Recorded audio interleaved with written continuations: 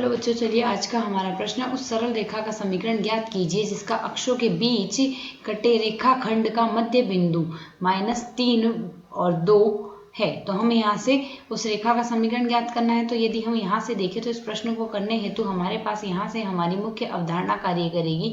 उस रेखा का यदि हम समीकरण लिखें तो समीकरण तो हमारे पास अंतःखंड रूप में रेखा का समीकरण होता है x/a + y/b = 1 आता है।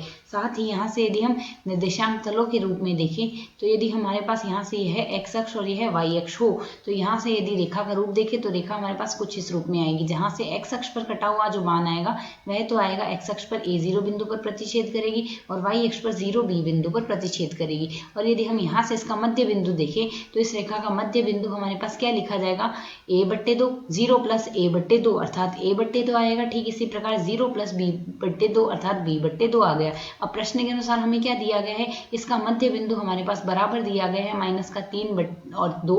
तो यदि हम यहाँ से तुलना कर ले तो a/2 बराबर -3 आएगा, वह हमारे पास b/2 बराबर 2 आएगा। तो a का मान तो हमारे पास यहाँ से आएगा -6।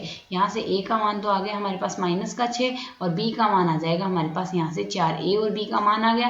तो रेखा का समीकरण यदि हम लिखें तो रेखा का समीकरण बनेगा x/a अर्थात x/-6 + y/+4 बराबर आ जाएगा। यहाँ से हमारे पास इसका लघुत्तम बनेगा 12 और माइनस को हम ऊपर ले जाते हैं तो यह आ जाएगा हमारे पास -2x प्लस का आ जाएगा हमारे पास यहाँ से 12 आने के कारण 3y बराबर आएगा लघुत्तम, वज्र गुणा कर देते हैं तो 12 आ जाएगा। इसे यह और सरल कर ले तो 2x - 3y प्लस का 12, यहाँ से इसको पक्षांतरित कर लेंगे तो +12 = 0। यह आ जाएगी हमारे पास सरल रेखा की समीकरण। आशा है समझ आया। धन्यवाद।